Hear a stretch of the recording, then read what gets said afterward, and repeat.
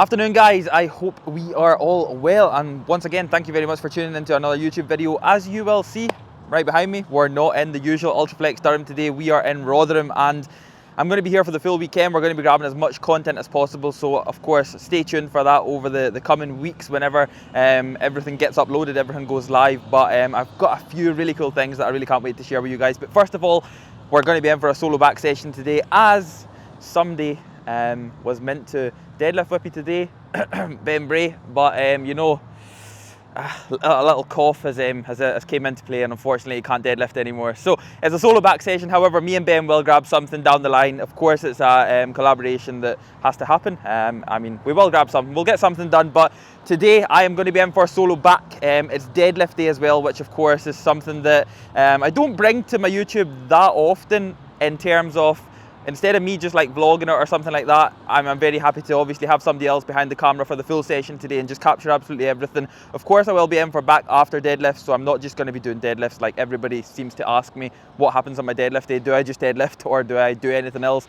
I complete my deadlifts and then obviously I will move on to a full back session. So I'll complete like my full back, I'll obviously hit upper, mid, lower. I'll be targeting the back from all angles. Of course that happens in every single session, because I do feel that that's something that definitely is beneficial and definitely needs to be a priority whenever it comes to obviously you hitting your back. Whenever you are hitting your back, making sure that a big priority of your session is targeting the back from all angles, because you can hit it from a thickness standpoint, you can hit it from a width standpoint, but at the end of the day, when you're on a bodybuilding stage, you need to be having an overall back. You need to be having a back that's been developed to the best of your ability, of course, whatever age you are, whatever training experience you've had.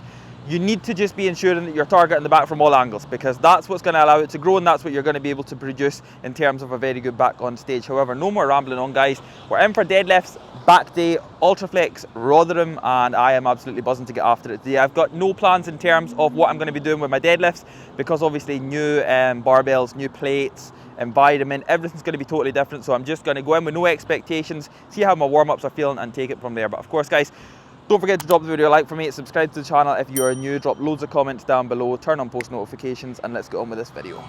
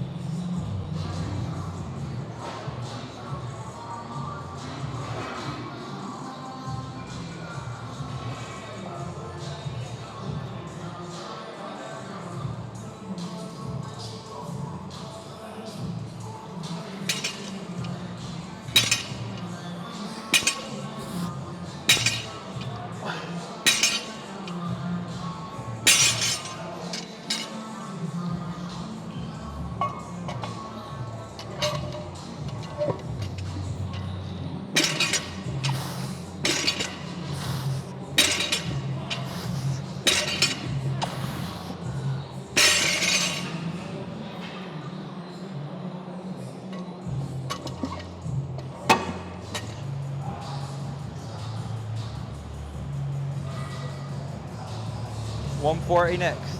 Fingers crossed. I mean, touch wood right now anyway, everything's feeling all right.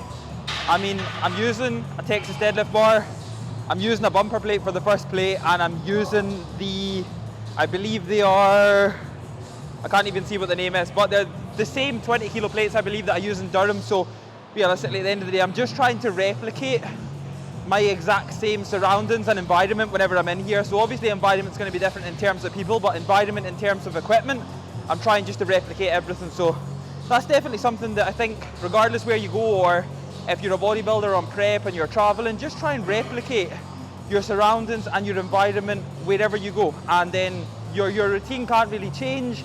Nothing can really change in terms of you putting a detrimental effect on anything. So I mean, just try and replicate everything and you'll be absolutely grand. But 140 next, I'll then just go up a plate at a time, see how it feels, and we'll take it from there.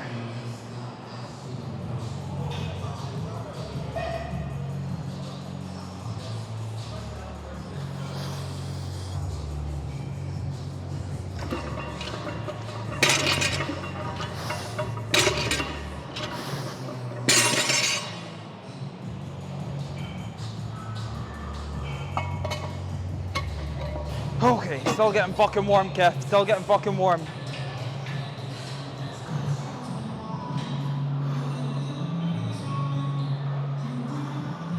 Come on, Kev.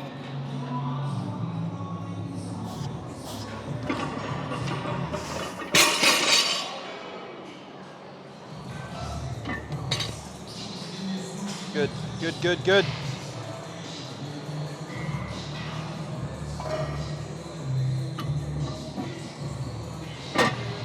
Double prong lock joller clips.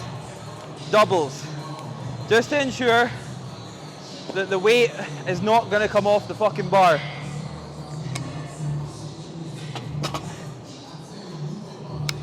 No chance that's coming off. Anybody that remembers this time probably was about this time last year, to be fair, when me and AJ trained and we done deadlifts, and the bar essentially just exploded. And I mean exploded. I'll try and find the clip and get it up in this video, because anybody that's not seen it would see how awful the plastic clips are, especially whenever, at the time I believe I was running touch and go, and I think it would be the exact same outcome if I was doing dead stop. However, I was doing touch and go at the time, and I was doing 280, and I think I got to around 4 or 5 reps, the plate started sliding, then all of a sudden both clips came off and the thing just like literally went madness. So at the time, these were in production, I believe, and these are like lock joller clips, so these are like double pronged, which means that they're absolutely not coming off regardless what weight you've got on the bar. So we're ensuring that today that weight is never going to come off that fucking bar. No chance. I'm not going through that ever again. 220 next, 5 plates, feeling good. This will be the first set that I'm going to belt up for as well. I actually took it to 180 beltless, which again, over the past kind of few weeks after my small niggle that I had with my sciatica and my glute and my lower back, I started kind of belting up at around 180 just to be on the safe side. But today, 180 beltless, I'll belt up for 220, and fingers crossed with a little bit extra support, it should be a little bit easier. And then we'll see how we go from there, but I'm feeling good. And 180 flew beltless, which again is only a positive, so I mean, we'll see how 220 feels, but I think it should be all right. I've got no choice, I'm gonna have to make it easy regardless.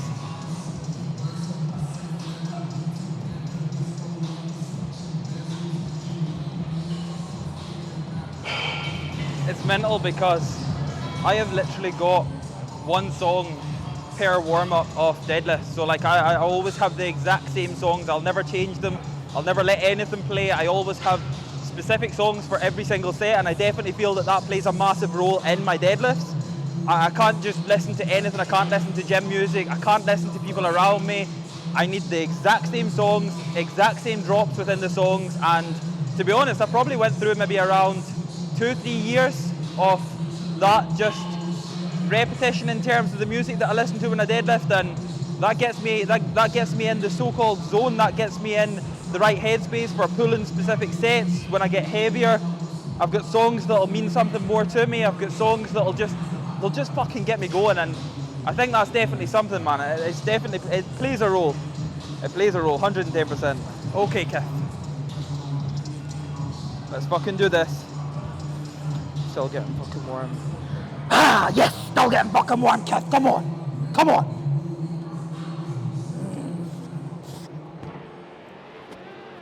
Oh, fuck yes. Good, good, good, good.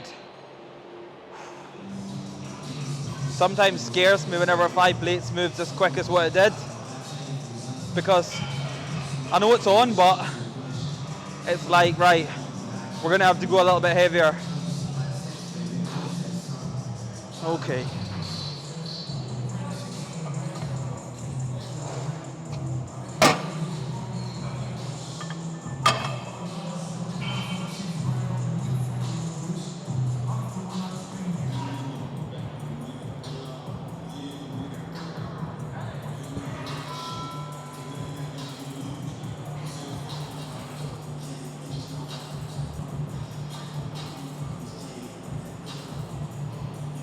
Okay, Kev.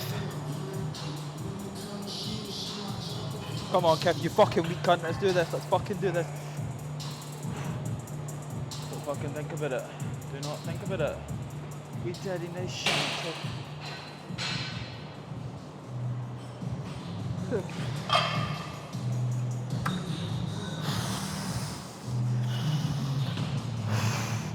Ha! Come on, Kev. Come on. Trash this place. Make a piss and ass. Just for fucking Benji. Just for fucking Benji. Wait till the next shit. What? Yep!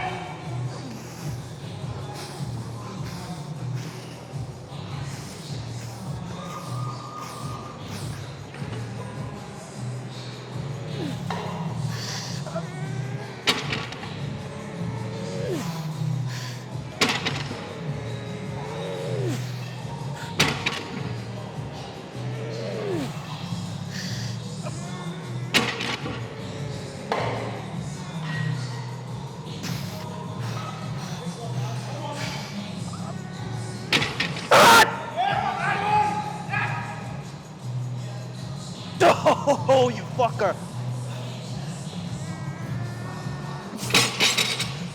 Ha! Woo!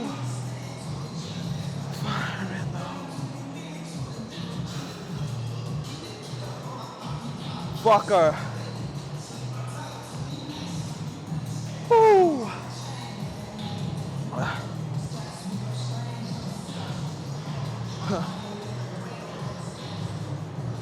Oh! Fucker. On that fifth one, on that fifth rep, I really contemplated going for the sixth, which is definitely not like me, but I really wanted six, and it was a case of right, minimum six. I went in with that attitude, and I left with six. And that's definitely something that you've got to take on board, that your mentality, your mindset and your attitude towards a set is going to dictate that fucking set. So I don't care what anybody says. I don't care how deep into prep you are. I don't care how deep into an off season you are, how high your food is, how low your food is. Your mind is always going to dictate your actions regardless. And I'm a big believer in your mindset towards fucking anything dictating the outcome of it. So I'm so happy to take 6 reps. The 6th one was hard, but I stayed confident. And the second I locked out the 5th, got my bracing back, dead stopped the fucker and lifted it with my absolute life. I'm 8 weeks out, fucking definitely taking 6. Oh man, fuck yes. Deadlifts are done though, deadlifts are fucking done. I'm moving on to back now. I'm satisfied with that set. Ooh.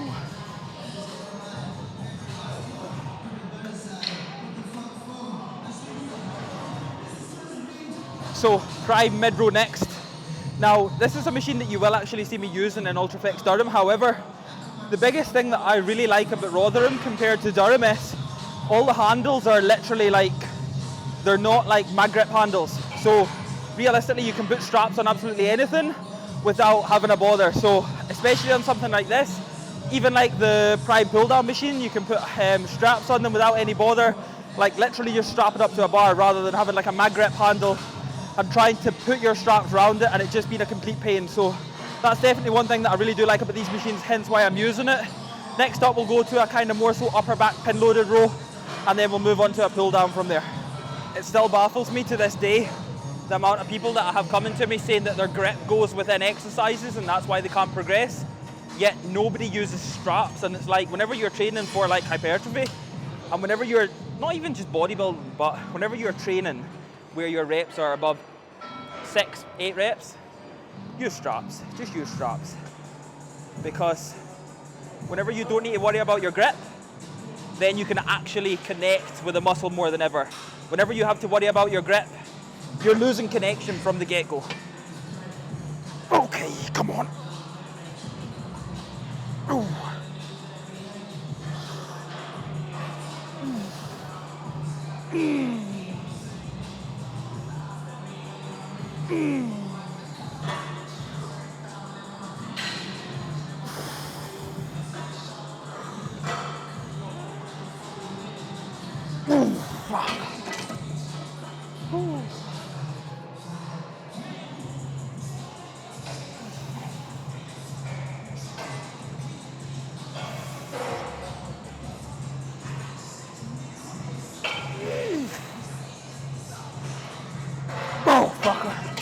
Gonna drop that.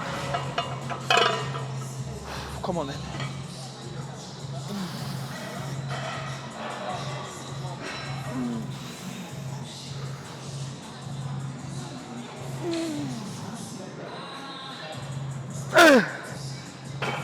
Oh, fuck, I'm gone.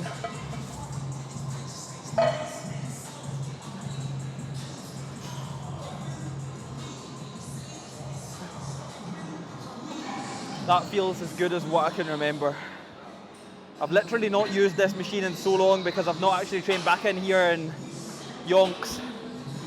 But this is probably one of the nicest row machines that I've ever used in my whole entire life. Like, that's why I was so excited to use it. And if there's one tip that I can give you guys whenever you're using something like the prime seated row is, because we're more so rowing from low to high, you don't want to be trying to drive your elbows to your back pocket. You essentially want to be trying to drive your elbows up and out the way. So you essentially want to flare your elbows a little bit. Not major to the point where you're out here, but flaring them up to the point where you can target your upper back. Don't try and row it from the bottom and try and come in low. Row it from the bottom and come in high. Because of course, like I said, we want an overall all-rounded back. We don't just want no upper back and all lower back. We want we want the whole back. We want a perfect back.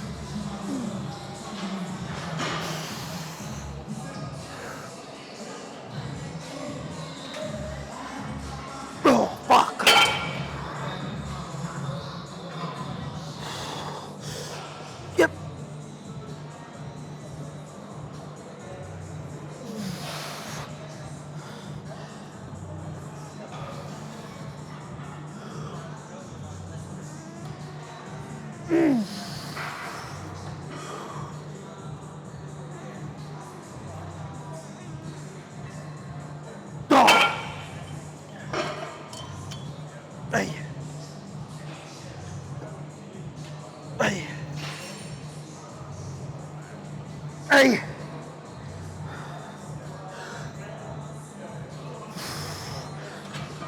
Oh, fuck, I'm gone. Oh, man. You know what, you come in there, you think, oh, when you're seeing you man, what the fucking... I appreciate that, man. Thank you. No, get in there. Appreciate that. No, all good, man. I appreciate that. Thank you. Hey! Hey! Hey!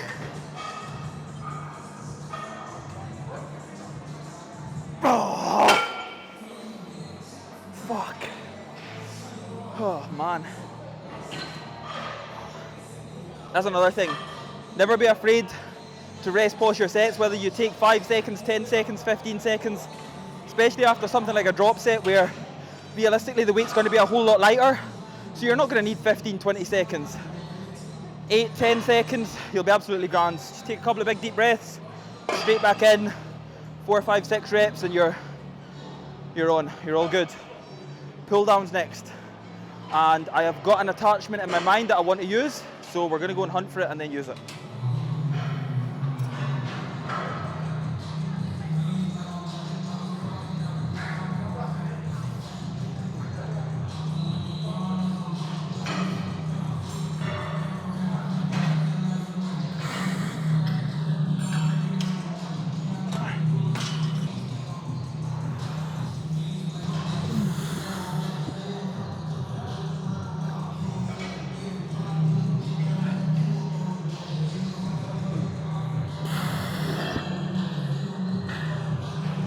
Hey! Hey! Hey!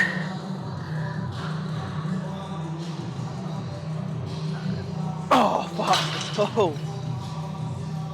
Oh. It's just like, I don't know. I've not got any excuses. Fuck all, it's like, we'll get there, but...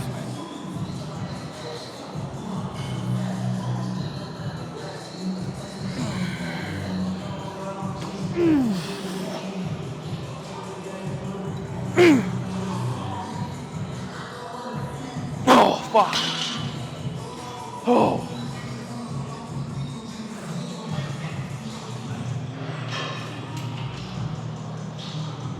Hey.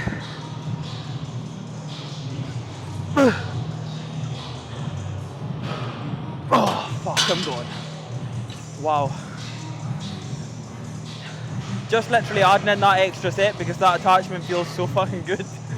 Oh man. To be fair, that's one thing as well. Like, obviously you guys will never see me with a logbook or anything like that. I don't track any of my sessions. Most of the time I freestyle my sessions. It's always worked for me, and that's why I've never ever got an issue with it. But again, I've not got an issue with logbooking or anything. I've just personally never did it. I've never grew up with it. I've never grew into it.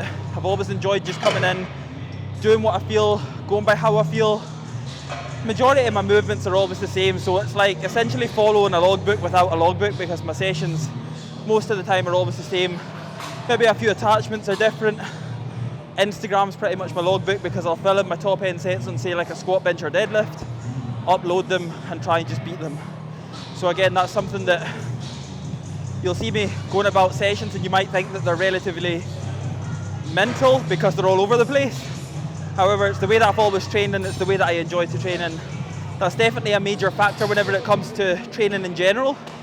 If you really, really, really want to know that you're going to put 110% into everything, you need to enjoy it. Same goes for anything, to be fair, but training's a massive one. You definitely need to enjoy it to put everything into it. Okay. Ooh. Ooh. Ooh. Ooh. Ooh.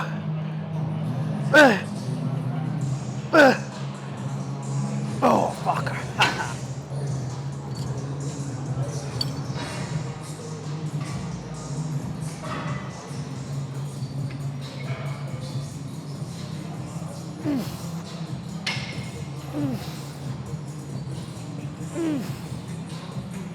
Yep.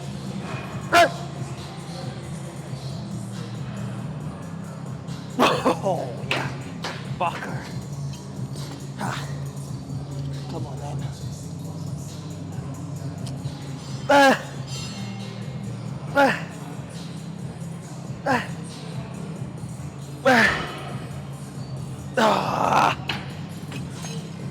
Fucking hell. Well, that's the main stuff done for back anyway. I'm going to do a tiny bit of biceps, but I would realistically like to superset them with my last and final back movement, which is just going to be a pull down. As you guys will see in pretty much all of my back sessions, I'll finish off with either something like a single arm pull down just to completely isolate the lats and finish them off. But more or less all the time I'll finish with a straight bar pull over or pull down, whatever you want to call them.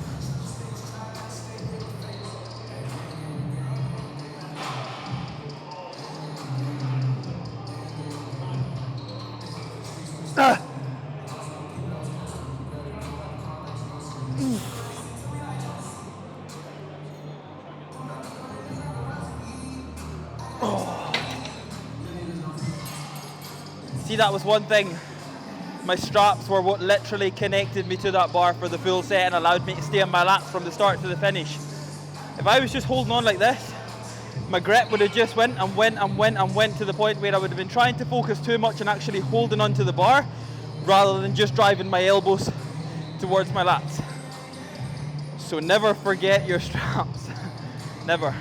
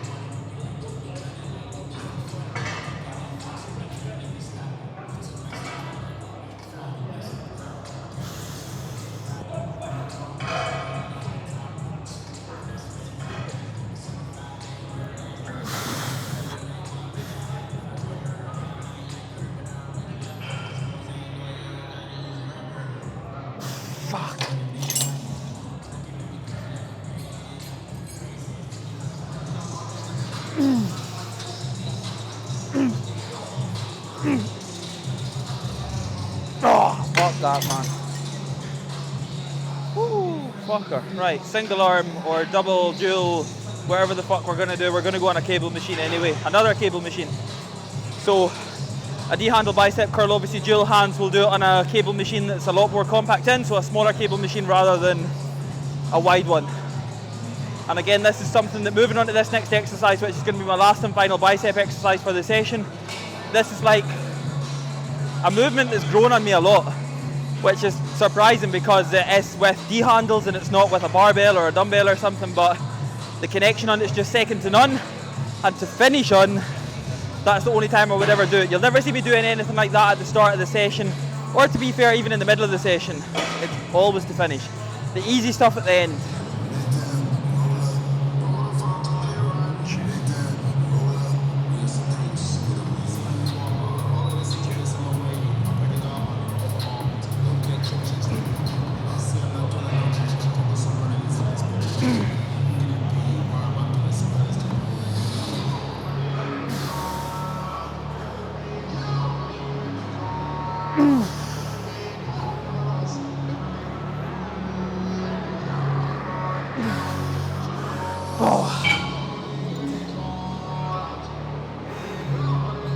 Do one more. One more, then that's me.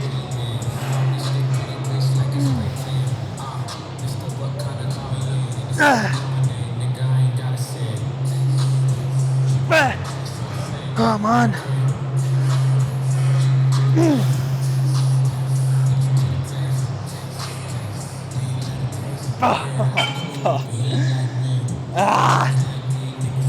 Oh man. Finito. Done. Done and dusted. Back and a bit of arms. Actually a very successful session, a very successful deadlift session, and to be fair, some of the times that I usually travel, I'll refuse to deadlift because obviously I've just been sitting in the car for a long time prior to me jumping on the platform. But today, because we had I gave myself around 3 hours to leave home and get here. So that allowed me to have a break in between, get a meal, stand up, move about, mobilise myself before coming in and actually pulling. So I had a good break, and then I came in, and by the time I was on the platform, I'd had a good rest and I was ready to pull. And to be fair, like, I surprised myself a little bit. I had 270 in my mind, but I really wanted 6 reps, but I knew that 6 reps was going to be a push. But at the same time, the second that I got like the first few out of the way, I was like, right, we're going for the 6. I contemplated it at the 5th, don't get me wrong, but because I had 6 so hard in my mind, I was going to do everything in my power to get it. And we took it, and again, my back session overall, upper back, mid back, lower back, all targeted, all hit. I feel wrecked, but I feel really good. So, successful session here in Rotherham. We move on to the next, but we're going to finish off in a little bit of posing now. But that's us done for another day. So, of course, guys, I hope you enjoyed this one. If you did, then don't forget to drop the video a like, all of that kind of shenanigans. Post notifications, comments, subscribe to the channel. Let's hit 10,000 subs. But yeah, that's all from me today, so I'll catch up with you guys in the next video.